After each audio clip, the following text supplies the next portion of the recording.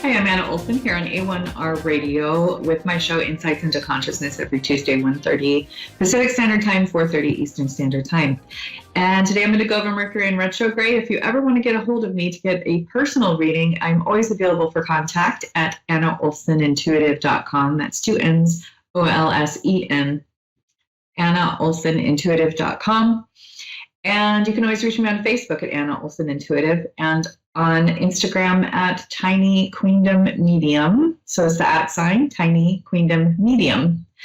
Today I'm going to go into Mercury in retrograde 2021. Now we usually have 3 Mercury retrogrades in a year. You can always Google what does it mean when people talk about Mercury in retrograde. Well, basically all of the intuitives, readers, psychologists, nurses, doctors, anybody who works with people, they start to realize that when we're having a Mercury in retrograde, things go a little nuts. And it's kind of like when things go kind of crazy and nuts on the full moon, except Mercury in retrograde has its own little issues that go on. And there are all sorts of planetary reasons for this. You can always, again, Google that because it would take me too long to go into those reasons. But there are all these reasons why things go a little cuckoo.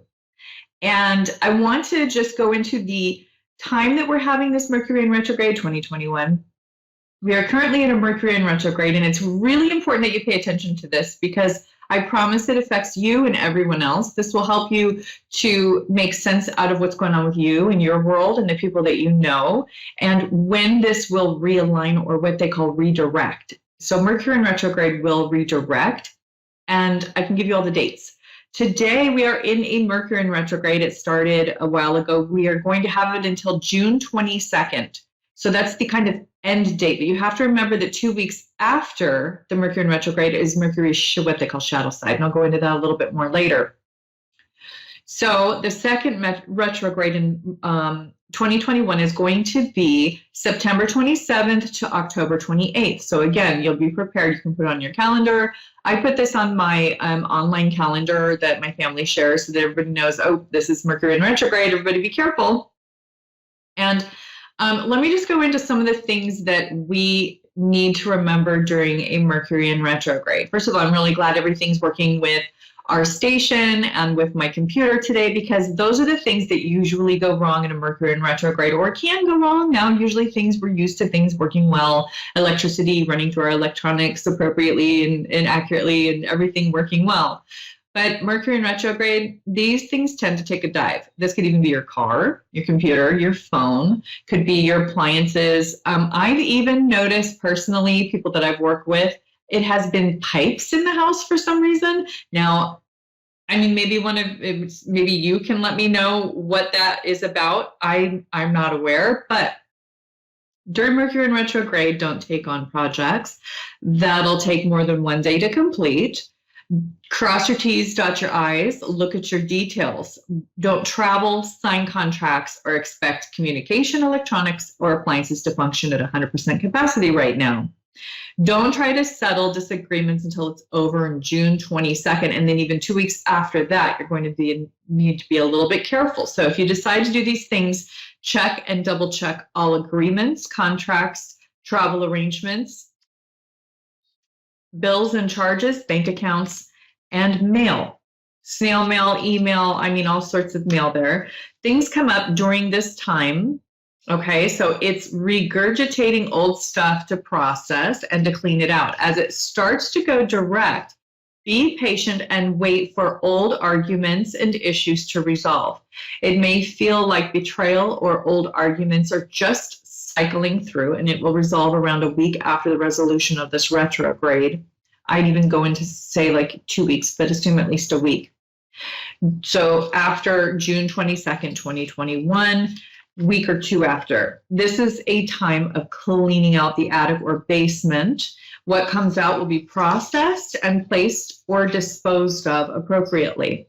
Cars will do weird things right now. Resistance is the key word here. So as a general rule, 2 weeks before and 2 weeks after the retrograde, that's going to be landing us at about July 6th is Mercury's shadow vantage point. Best things to put off during this time is starting new projects, signing contracts, completing tasks, building new relationships, When traveling, best to give yourself extra time in case plans change. Okay, let's go back into July 6th. After this Mercury in retrograde. That's 2 weeks after the end of this last state's Mercury in retrograde. The 2 weeks, the shadow side. Expect old things to come up during this time. Expect this 2 weeks to complete before things completely go direct and kind of go back into sanity here. Also notice that sometimes these 2 weeks before and 2 weeks after the Mercury in retrograde, you'll have old people from your past come up. Your ex will text you. Things like that happen. We have a lot of issue with sometimes just, oh yeah, that old project that I haven't completed, but you don't want to get into the projects until after it goes direct, especially not things that will last you more than a day. Mercury in retrograde is the time for revision, reclaim, reconsider, and redefine. So you think about all the R's: revision, reclaim, reconsider, and redefine. Try things like writing, speaking, teaching, and learning. Mercury in retrograde is a perfect time for a reset. It's sometimes difficult, but it resets us and gives us a clean slate and room for new things and a fresh perspective. Tips for avoiding conflict during retrograde: check and recheck plans, documents, and contracts. Plan financially and time-wise for replacement or repair of anything that uses electricity. And this can also go for, like I said, pipes. I've noticed that. Sinks, pipes in the home. Stay calm, reflect, and focus on what you can learn and grow from now, such as patterns from past relationships you don't want to repeat, or restorative practices like meditation or creative outlets. When I talk about relationship patterns from the past, okay, you don't want to repeat them during this time because you're going to have to just reset for next Mercury in retrograde rather than growing from it.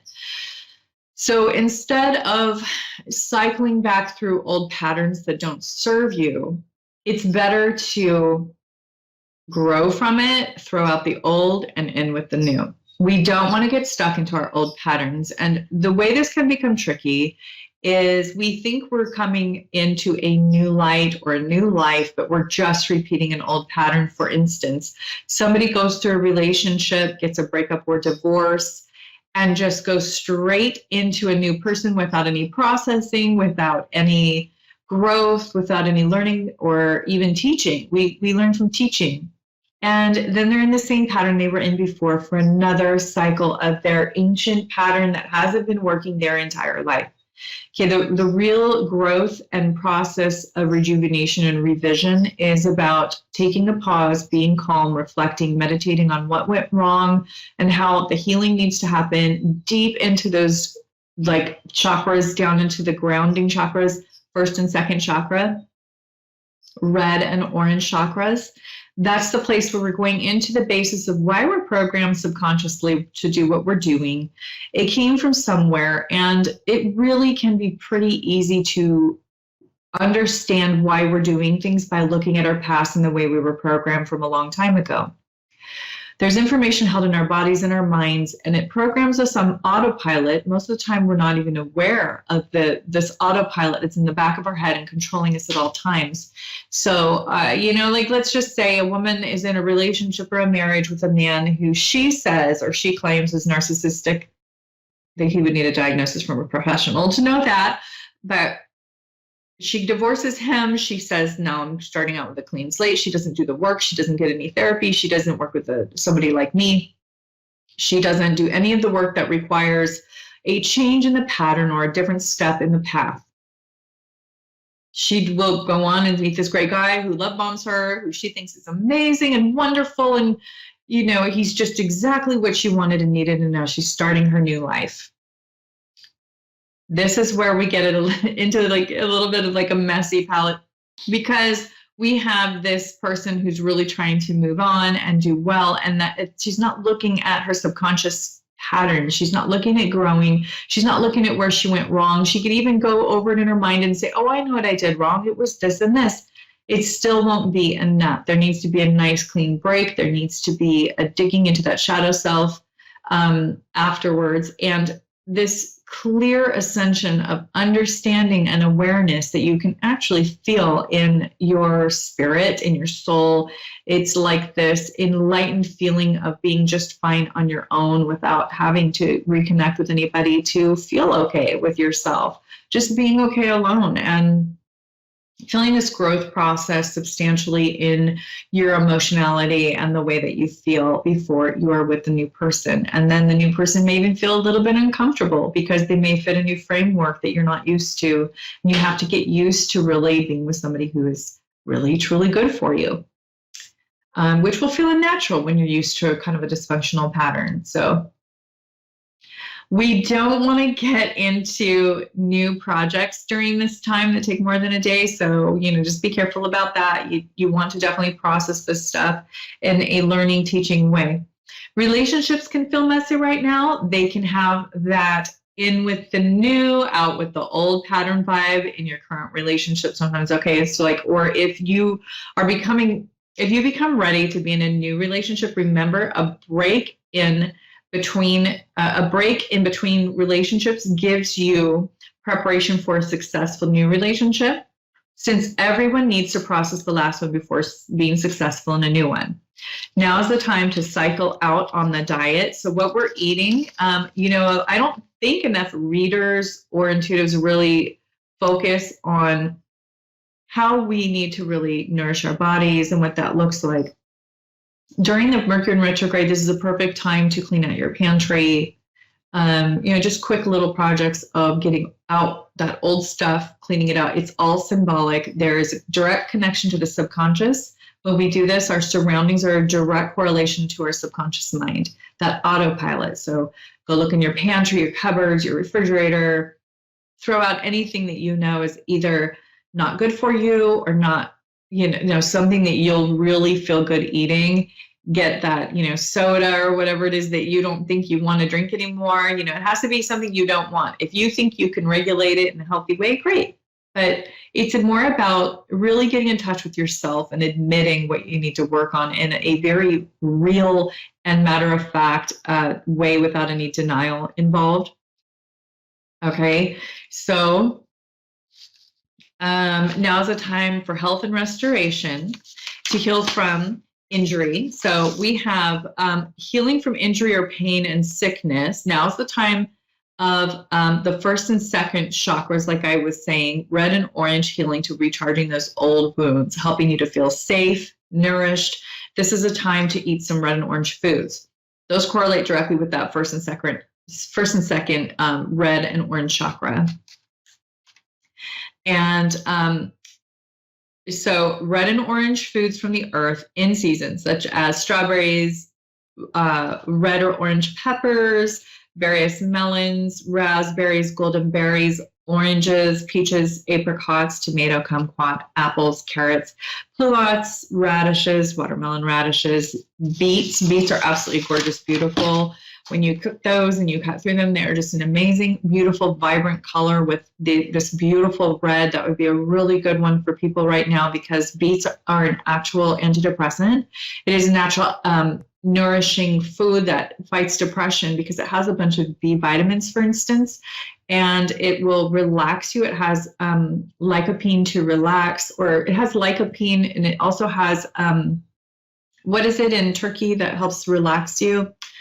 It has relaxants and it has energizing nutrients in it. So if you want to look at what antidepressants actually do with the body, it's that it energizes you gently and it calms you at the same time. So it gives you this great feeling of energy, calm energy, and that's an antidepressant. And it kind of gives you that B12 for the energy as well. So these foods give us healing nutrients and attention to lower cleansing of the chakras specific to feelings of safety and stability, a good foundation for growth, creativity, feeling needed and valuable and worthy, all that stuff from our childhood, subconscious, and younger years. So anytime you go above or below the heart chakra in the chest, so we have that heart chakra in the chest, And then we have some chakras below and some chakras above. The heart chakra is right in the middle. And when we descend down to the lower chakras, we are going deeper into the subconscious, all the way to the root chakra, which is the red chakra at the tailbone of the body. And this is the first part of our body that forms when we're forming in the womb. So, out of the spine, it comes from there. Everything else comes from there. That's where we begin. That's where we need to feel safety. That's where we need to feel worth because of our beginning. We were conceived and born starting there. And that is conducive to our self-worth, our safety, and our foundation of our lives. We go back up into that second chakra, which is the orange chakra. It's kind of in between the hip bones. Just right above the bladder. And this correlates to feelings of creativity. This is obviously where we create. A lot of this comes from like creation, from feeling like we are valuable and needed to the world, that we have a standard, something to offer everyone else. And it's a really great chakra to nourish with these foods and with healing. A lot of healing goes on here because if we don't create enough, we can get sick. There's a lot of stagnant energy. We can get kind of sick. Women can have trouble conceiving if they have conversations about what kind of mother they'll be, stuck in this area. This is just really sensitive subconscious stuff that we don't usually know we're even thinking. And then above that, before the heart chakra, the third is the yellow chakra, the solar plexus. The first and second was the root and the sacral. Then we go into the third, which is the yellow, which is also, solar plexus, your own personal power, creativity, joy. A lot of the, these are all connected. So the chakra below that solar plexus chakra would be most creativity, but they're all connected and they kind of fade into one another. So the next, after the Mercury in retrograde, that 2 weeks after the 22nd, it'll be moving upward and inward into that yellow solar plexus chakra, where we're getting into eating more yellow foods after that. We want to get into eating more yellow foods, bananas, different types of, like corn. There's some grains that are yellow. There are some wonderful like golden berries. There are even yellow tomatoes. There's all those beautiful yellow things you can start to eat, and you start thinking about your own personal power. What can you change in your life? Now that everything's cleaned out from those lower red and orange root and all the way up to the solar plexus, the sacral chakra, now that everything's cleaned out from the Mercury in retrograde and processed, what can we now move into to create, to have your own personal power, to really move into the basic conduct of how are you orchestrating your life? How are you being in control of your life rather than being a victim? And how can you be a hero to your circumstances as opposed to being a victim to your circumstances? Because we're all going to have circumstances within our lives, and we're all going to have those instances where we feel powerless and we don't know what to do, where it's hard to make a decision. And this solar plexus chakra correlates to our own personal power, where we need to get in touch with that, visualizing the yellow, beautiful light coming down through the crown chakra, through the head, and into this chakra can really help you feel like more grounded and empowered and powerful in your own life and the things that are happening around you. So this doesn't have anything to do with having control or power over other people. And I would urge you, if you're feeling like you need to control or have power over other people, to take a few steps back and remember that you are the only person who has control over you, and you don't really have power control over anyone else at all. We do affect others with how we conduct ourselves within this power chakra, the solar plexus. This is moving in past our Mercury retrograde after the 22nd, week or two after that. And it's really up to you to really make your life look the way you want it. If that includes having a wonderful butterfly effect on everyone around you, so be it. However, we can't make anyone else do anything. We could be a great example to our children. We can have full control over our own lives and our own environments. We can even do the visualization that it takes, that we are inviting these beautiful things into our lives that we want, and have control and power with that. Now, up from the power control chakra of the beautiful yellow solar plexus, we go into the green heart chakra, which correlates to love.